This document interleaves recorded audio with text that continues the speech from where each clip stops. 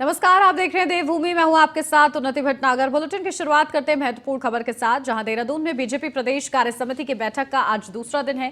कार्य समिति की बैठक में सीएम पुष्कर सिंह धामी भी शामिल हैं। बीजेपी के कई दिग्गज भी कार्य समिति की बैठक में शामिल होने पहुंचे हैं। इस बैठक में लोकसभा चुनाव और स्थानीय नगर निकाय चुनावों को लेकर मंथन किया जा रहा है। साथ ही धामी सरकार के रिपोर्ट कार्ड पर भी चर्चा होगी। सरकार के मंत्रियों के कामकाज को लेकर भी ब्यौरा मांगा जाएगा। तो कार्य समिति की ये बड़ी बैठक, जिसमें हिस्सा लेने के लिए सीएम पुष्कर सिंह धामी और तमाम बड़े चेहरे इस बैठक का हिस्सा बने हुए हैं। 2024 को लेकर एक तरफ चर्चा की जा रही है, तो वहीं नगर निकाय चुनावों को लेकर भी मंथन हो रहा है। तो वहीं सीएम पुष्कर सिंह धामी के रिपोर्ट कार्ड पर भी विचार विमर्श किया जा रहा है। तो क्या ऐसे कार्य हैं जो आने वाले समय में करने हैं, क्या प्राथमिकता रखनी है, इसको लेकर मंथन चल रहा है। जन कल्याणकारी मुद्दे किस तरीके से उठाने, इसको लेकर भी चर्चा की जा रही है। तो 2024 की लड़ाई है और इसके लिए सभी बीजेपी शासित राज्य पूरी तरीके से सक्रिय हो चुके हैं। और ऐसे में सीएम पुष्कर सिंह धामी भी कार्य समिति की बैठकों के जरिए बड़ी रणनीति पर मंथन किया जा रहा है। बीजेपी के कई दिग्गज भी कार्य समिति की बैठक में शामिल होने के लिए कार्य समिति की बैठक में पहुंच रहे हैं। तो वहीं मंथन किया जा रहा है। साथ ही धामी सरकार के रिपोर्ट कार्ड पर भी चर्चा होगी। धामी सरकार के मंत्रियों के कामकाज को लेकर भी ब्यौरा मांगा जाएगा कि मंत्रियों को जो टारगेट दिया गया था, मंत्रियों ने कितनी हद तक उस टारगेट को हासिल किया है, इसको लेकर भी चर्चा हो रही है। यानी कि पूरी तरीके से कार्य प्रणाली को सुरक्षित और पारदर्शी बनाने के लिए और भ्रष्टाचार से दूर रखने के लिए ब्यौरा मांगा जाएगा, ताकि जो जनता की सेवा के लिए मंत्रियों को नियुक्त किया गया है, मंत्री उस दिशा में किस तरीके से काम कर रहे हैं, कोई कोताही तो नहीं बरती जा रही है, जनता तक लाभ पहुंच पा रहा है कि नहीं, सीधा जो जन कल्याणकारी योजनाएं केंद्र और प्रदेश सरकार की तरफ से चलाई जा रही हैं, उनका लाभ जनता को मिल रहा है मंत्रालयों के माध्यम से। और साथ ही साथ मंत्री आगे किस तरीके से जन कल्याणकारी सोच रखते हैं, क्या उनका आगे का प्लान है अलग अलग विभागों से जुड़ा हुआ, इसको लेकर भी सीएम पुष्कर सिंह धामी चर्चा कर रहे हैं, मंथन करेंगे इस खास बैठक के जरिए। तो बैठक का आज दूसरा दिन है और कार्य समिति की बैठक में सीएम पुष्कर सिंह धामी भी शामिल हैं। बीजेपी के कई दिग्गज भी कार्य समिति की बैठक में शामिल होने के लिए पहुंचे हुए हैं। तो महत्वपूर्ण मुद्दे हैं इस बैठक में, चर्चा का विषय जो रहने वाले हैं। इन बैठकों के जरिए एक तरफ आगे की रणनीति पर मंथन किया जाएगा, तो वहीं कहीं ना कहीं कार्यप्रणाली को और ज्यादा मजबूत बनाने के लिए एक बड़ी पहल है इन बैठकों के जरिए। हमारे विशेष संवाददाता सुदीप जैन हमारे साथ जुड़ गए, सीधा उन्हीं का रुख करते हैं। सुदीप, क्या जानकारी? देखिए, कार्य समिति की बैठक का दूसरा दिन और इस दौरान महत्वपूर्ण मुद्दों पर चर्चा की जानी है। 2024 मुद्दा रहेगा, नगर निकाय चुनाव मुद्दा रहेगा, क्या रणनीति बनाई जाएगी?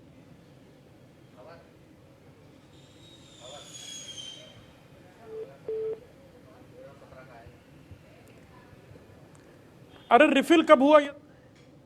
चलिए, शायद सुदीप तक अभी हमारी आवाज नहीं पहुंच रही है, दोबारा से प्रयास करते हैं। लेकिन इसी बीच आपको बता दें, कार्य समिति की बैठक का आज दूसरा दिन है और ये बैठक बेहद ही ज्यादा महत्वपूर्ण ये बैठक है। इसमें कई दिग्गज चेहरे बीजेपी के शामिल रहेंगे इस बैठक में। सीएम पुष्कर सिंह धामी से लेकर कई बड़े चेहरे इस बैठक का हिस्सा हैं और इसके लिए सभी पहुंच चुके हैं। इस बैठक में 2024 को लेकर रणनीति बनाई जाएगी, साथ ही साथ मंत्रियों के कामकाज का ब्यौरा भी मांगा जाएगा और सीएम धामी के भी कामकाजों का एक तरीके से रिपोर्ट कार्ड तैयार किया जाएगा। तो नई उपलब्धियों को लिखने के लिए बड़ी रणनीति बनाई जाएगी कि किस तरीके से आगे आने वाले दिनों में धामी सरकार अपनी उपलब्धियों की जो बुक लिस्ट है उसको भर सके। अपडेट लेते हैं, हमारे संवाददाता जुड़ गए हैं सुदीप जैन हमारे साथ। सुदीप, क्या कुछ जानकारी? देखिए, कार्य समिति की बैठक का दूसरा दिन, बैठक बेहद ही ज्यादा महत्वपूर्ण है, बड़े मुद्दे हैं, क्या कुछ अपडेट? जी देखिए, भारतीय जनता पार्टी की राष्ट्रीय कार्य समिति संपन्न होने के बाद प्रदेश स्तर पर प्रदेश की कार्य समिति संपन्न होती है। आज प्रदेश कार्य समिति का दूसरा दिन है और रायवाला खुद मुख्यमंत्री पुष्कर सिंह धामी पहुंचे हुए हैं। उनके साथ पार्टी के कई बड़े नेता मंत्री और संगठन की में बात करूं तो प्रदेश प्रभारी दुष्यंत गौतम, सह प्रभारी रेखा वर्मा और प्रदेश अध्यक्ष महेंद्र भट्ट मौजूद हैं। इस पूरे आयोजन में भारतीय जनता पार्टी की जो संगठन की 14 लोगों की टीम थी, उन्होंने जोशीमठ आपदा पर भी अपना फीडबैक दिया है, अपनी राय दी है। दूसरा, लोकसभा व निकाय चुनाव को लेकर कार्यकर्ताओं से ये आगाह किया गया कार्यकर्ताओं से अनुरोध किया गया है कि वो घर घर पहुंचे और अभी से चुनाव की तैयारियों में जुट जाएं। इसके साथ ही जो G20 के अप्रैल मई में आयोजन होने हैं उसको लेकर भी चर्चा हुई है। एक राजनीतिक प्रस्ताव भी भारतीय जनता पार्टी का 2 बजे के बाद इस बैठक में प्रस्तुत किया जाएगा, पेश किया जाएगा, जिस पर विस्तार से चर्चा होगी। दरअसल राष्ट्रीय पार्टियों में भारतीय जनता पार्टी का थोड़ा सा काम करने का पैटर्न अलग है कि जो केंद्र में तय होता है उसको राज्यवार तय कराने के लिए कार्यकर्ता कार्य समिति स्तर पर जाते हैं और ये प्रदेश कार्य समितियों के बाद अब जिले स्तर पर और फिर ब्लॉक स्तर पर बैठकें होंगी, जिसमें पार्टी के दिशा निर्देशों को पालन कराने के लिए केंद्र व राज्य सरकार की स्कीमों को जो लोगों को लाभ मिला, जो जनता को लाभ मिला, राज्य में जो बड़े काम हुए, उन सभी के बाबत जानकारी देने और लोगों तक पहुंचने की ये कोशिश है। बिल्कुल। और सुदीप, देखिए किसी तरीके से इस बैठक के जरिए मंत्रियों के कामकाज का भी ब्यौरा मांगा जाएगा, तो यानी कि कार्यों को ठीक तरीके से और पारदर्शी बनाने के लिए एक बड़ा कदम है और ब्यौरा मांगा जाएगा। साथ ही साथ रिपोर्ट कार्ड, एक तरीके से फीडबैक लिया जाएगा कि जनता को जो योजनाएं हैं, जो काम है, उनका आखिर लाभ मिल पा रहा है या नहीं। जी बिल्कुल, देखिए यही इस चर्चा का मूल मंत्र भी है कि हम जो नीतियां बना रहे हैं या भारत सरकार से जो योजनाएं आ रही हैं जिसको इम्प्लीमेंट किया जा रहा है, यूं तो जिलों में जिले स्तर पर अधिकारी भी तैनात हैं, पर प्रभारी मंत्रियों की भी तैनाती होती है योजनाओं की मॉनिटरिंग के लिए। उनका रिपोर्ट कार्ड क्या है, उन्होंने क्या अपनी रिपोर्ट में पाया, वो भी प्रस्तुत करते हैं, कई दफा हम देखते हैं। और जब राष्ट्रीय स्तर के बड़े पदाधिकारी आते हैं तो बैठक और महत्वपूर्ण हो जाती है, क्योंकि पूरा लेखा जोखा प्रस्तुत करना है इन बैठकों के आउटकम का कि आखिर क्या बैठकों के नतीजे से पूर्व जो उन्होंने रिपोर्ट दी उसका फलसफा क्या है और आने वाले समय में क्या प्लान हो, क्योंकि करीब 1 वर्ष बाद 1 वर्ष में निकाय चुनाव और इसके बाद 2024 लोकसभा चुनाव की भी तैयारियां हैं। बिल्कुल ठीक है। चलिए सुदीप, आप बने रहिए हमारे साथ, लौटते हो आपके पास। उत्तराखंड में बदला मौसम का मिजाज, जहां देहरादून समेत कई जिलों में बारिश हुई है, पहाड़ के ऊंचाई वाले इलाकों में बर्फ गिरी है, चारों धामों में भी जमकर बर्फबारी हुई है, औली में भी भारी बर्फबारी हुई है। आज भी मौसम साफ होने के आसार नहीं है।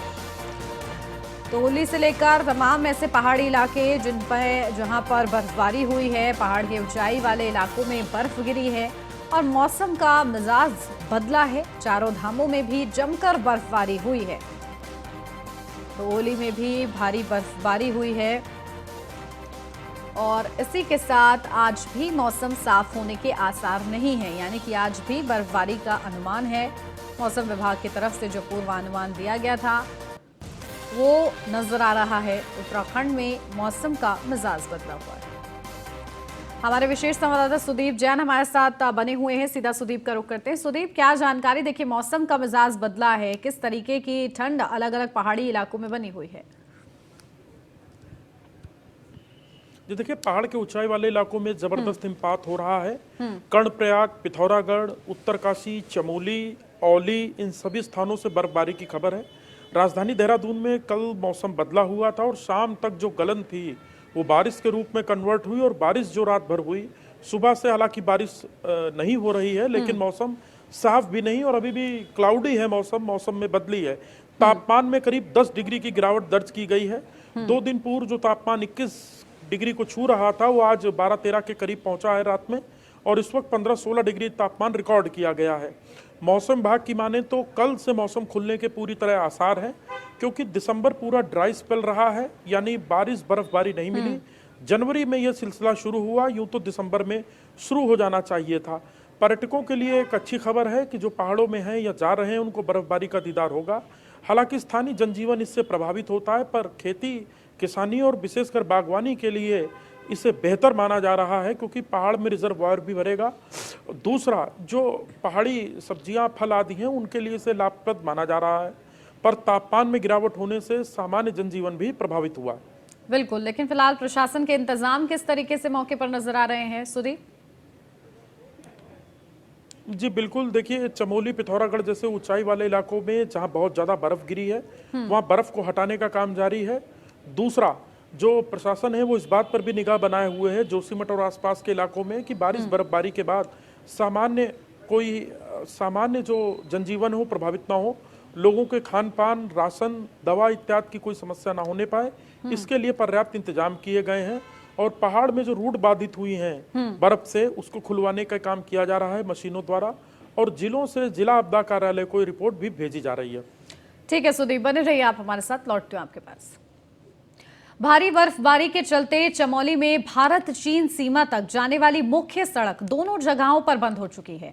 हालांकि बीआरओ की टीम लगातार दिन रात बर्फ हटाने के काम में जुटी हुई है, तो वहीं मौसम विभाग ने एक बार फिर 24 घंटे में भारी बर्फबारी की आशंका जताई है।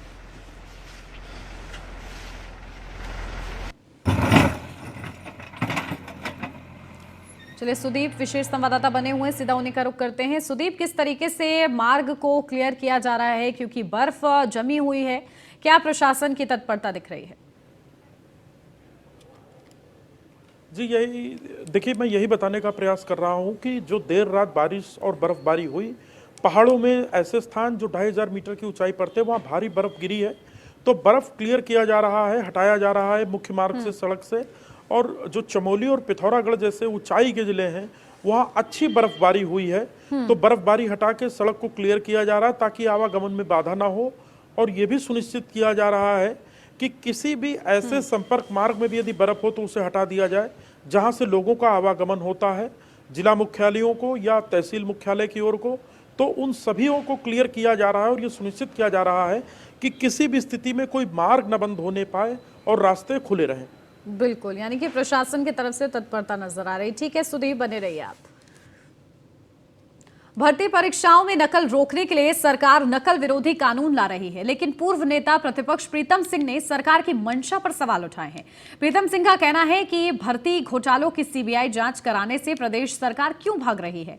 प्रीतम सिंह ने कहा है कि आयोगों की भर्ती परीक्षाओं में धड़ल्ले से भ्रष्टाचार और नकल का गिरोह पनप रहा है, लेकिन सरकार न जाने क्यों इस प्रकरण की सीबीआई जांच से भाग रही है।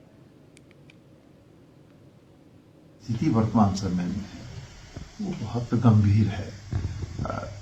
जो भी परीक्षाएं हो रही हैं, उन परीक्षाओं में व्यापक स्तर पर जो है पेपर लीक हो रहा है, भ्रष्टाचार हो रहा है।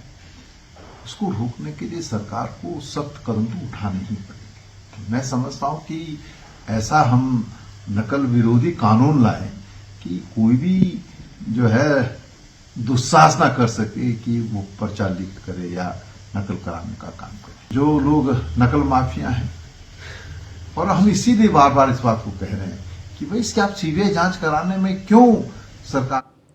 देहरादून में कांग्रेस मुख्यालय में महात्मा गांधी को श्रद्धा सुमन अर्पित कर कांग्रेस नेताओं ने उन्हें श्रद्धांजलि दी।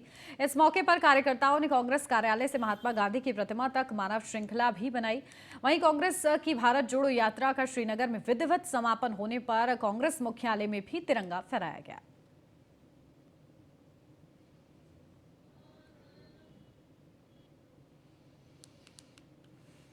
आज एक तो बापू को श्रद्धा सुमन अर्पित कर रहे हैं।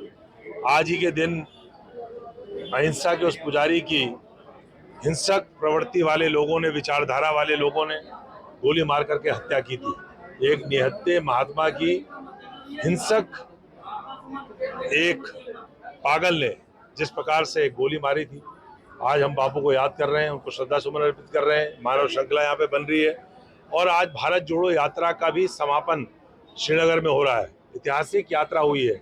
4000 किलोमीटर चल करके, पैदल चल करके कन्याकुमारी से कश्मीर तक जिस प्रकार से राहुल जी ने इतिहास गढ़ा है, देश में मोहब्बत की दुकान खोली है, नफरत को समाप्त करने के लिए, विभाजन को समाप्त करने के लिए, घृणा और हिंसा को इस देश से भगाने के लिए राहुल गांधी ने ऐतिहासिक काम किया है। उनको हम साधुवाद देने के लिए आज यहाँ पर मानव श्रृंखला बना करके और यहाँ से लेकर के और गांधी पार्क तक जाएंगे, उनको आभार व्यक्त करेंगे, उनको साधुवाद। आज एक भारत जोड़ो यात्रा के समापन पर अल्मोड़ा में कांग्रेस कार्यालय में झंडा फहराया गया। इस मौके पर पूर्व विधानसभा अध्यक्ष गोविंद सिंह कुंजवाल, पूर्व सांसद प्रदीप टमटा, अल्मोड़ा विधायक मनोज तिवारी सहित कई कांग्रेस कार्यकर्ता मौजूद रहे। इस मौके पर कांग्रेस नेताओं ने कहा कि भारत जोड़ो यात्रा और हाथ से हाथ जोड़ो कार्यक्रम से पार्टी को एक बड़ा फायदा मिलेगा। अखिल भारतीय राष्ट्रीय कांग्रेस कमेटी के जो कन्याकुमारी से लेकर कश्मीर तक भारत जोड़ो यात्रा, नफरत छोड़ो यात्रा थी, आज उसका समापन भी हो रहा है।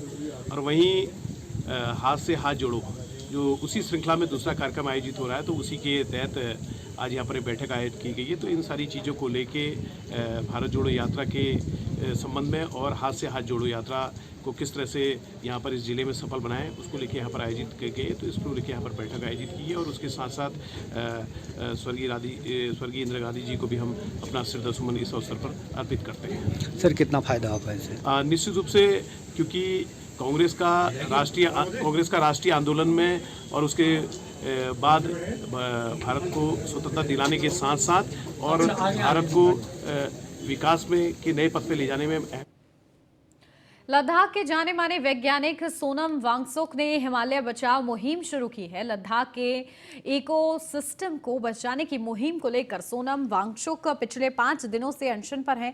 वहीं वांगचुक के समर्थन में उत्तराखंड के सामाजिक कार्यकर्ता पंकज छेत्री भी उपवास पर बैठे हैं। पंकज का कहना है कि समूचे हिमालय और पर्यावरण के लिहाज से संवेदनशील क्षेत्रों को तबाही से बचाने की जरूरत है। उत्तराखंड भी इस संकट के मुहाने पर खड़ा है। जोशीमठ में भूधसाव के सैकड़ों परिवार बेघर होने के कगार पर हैं। कई इलाकों में मकान दुर्घटनाग्रस्त हो चुके हैं। यह बड़े संकट की आहट है। ये उपवास है वो इसलिए रखा गया है क्योंकि आप देख रहे होंगे लद्दाख में पिछले 26 जनवरी से जो पर्यावरणविद हैं और सोनम वांगचुक वो उपवास पर 5 दिवसीय अनशन पर बैठे हैं और उनकी जो मांग है वो है हिमालय को बचाने की, इस पर्यावरण को बचाने की, इस इकोसिस्टम की रक्षा के लिए वो वहाँ पर बैठे हैं। और उनकी मांग जो केवल वो मांग हमें लगती है कि वो लद्दाख की मांग नहीं है, वो पूरे उसमें उत्तराखंड भी आता है और जितने हिमालय राज्य हैं, हिमालय रेंज हैं, वो सारी उसमें आती हैं। ये उपवास है। अल्मोड़ा में बन रहे राजकीय पुस्तकालय और मल्ला महल में चल रहे कार्यों का जिलाधिकारी वंदना ने निरीक्षण किया। इस दौरान जिलाधिकारी ने पुस्तकालय पहुंचकर पुस्तकालय के संचालन और व्यवस्थाओं का जायजा लिया। तो वहीं जिलाधिकारी ने मल्ला महल पहुंचकर कार्यों का निरीक्षण किया और संबंधित अधिकारियों को जल्द से जल्द कार्य पूरा करने के निर्देश भी दिए हैं।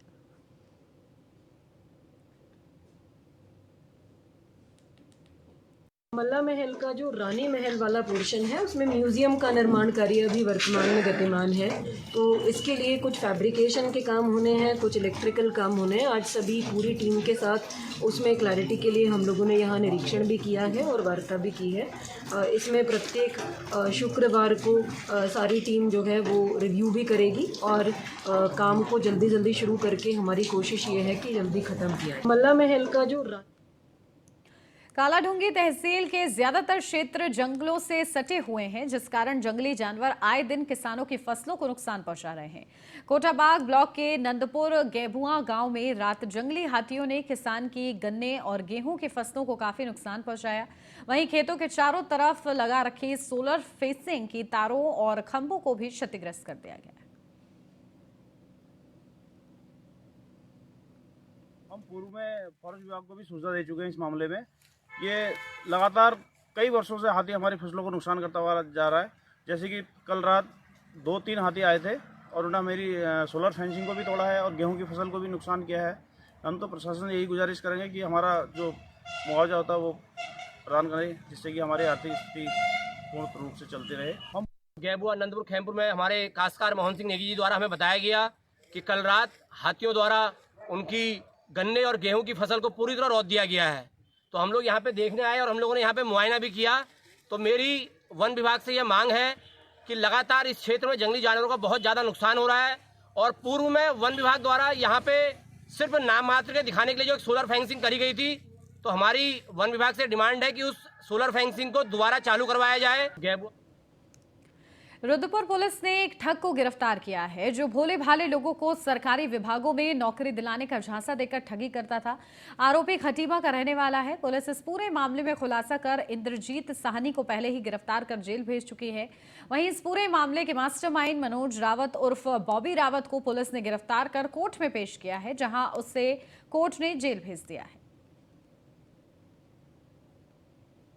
खटीमा में भोले भाले और सीधे पहाड़ मूल के लोगों को गुमराह करके मतलब बहका के विभिन्न सरकारी विभागों में विभिन्न प्रकार की नौकरियां लगाने का झांसा देकर, झूठा आश्वासन देकर लोगों से भारी भरकम रकम ऐंठते थे और उसके बाद उनको झूठा और फर्जी नियुक्ति प्रमाण पत्र देते थे। मतलब अलग अलग विभाग में, उद्यान विभाग, स्वास्थ्य विभाग, शिक्षा विभाग से लेकर दुनिया भर के अलग अलग विभाग में विभिन्न प्रकार की झूठा और एकदम फर्जी नियुक्ति प्रमाण पत्र भी देते थे और लाखों रुपए की ठगी कर देते थे। कई सारे विक्टिम्स को इन्होंने मतलब विक्टिम बना दिया। तो इसी क्रम में पुराने में ही एक ऑलरेडी एफआईआर पंजीकृत था। हाल ही हमने एक और एफआईआर पंजीकृत किया था जिसमें अजय साहनी प्रमुख अभियुक्त माना गया था। खटीमा विंटर गेम्स को लेकर उत्तराखंड में तैयारियां तेज कर दी गई हैं। बर्फबारी के बाद कई पर्यटक स्काइंग और ट्रैकिंग, हाइकिंग जैसे तमाम रोचक खेलों का लुत्फ उठाने ओली पहुंचते हैं। पर्यटन मंत्री सतपाल महाराज का कहना है कि विंटर गेम्स की दृष्टि से ओली पूरी तरीके से सुरक्षित है और जल्द ही इसका आयोजन किया जाएगा। हम लोग प्रयास कर रहे हैं और इस समय विंटर गेम्स को भी हम करना चाहते हैं, शीतकालीन टूरिज्म को हम फिर से लाना चाहते हैं। मैंने पूरी रिपोर्ट ली है और जो औली का जो क्षेत्र है वो पूरी तरह से सुरक्षित है और वहां पर हमारे पास काफी आवास भी हैं, टीआरएच भी बने हुए हैं। हम विंटर गेम्स को वहां पर संपन्न करेंगे।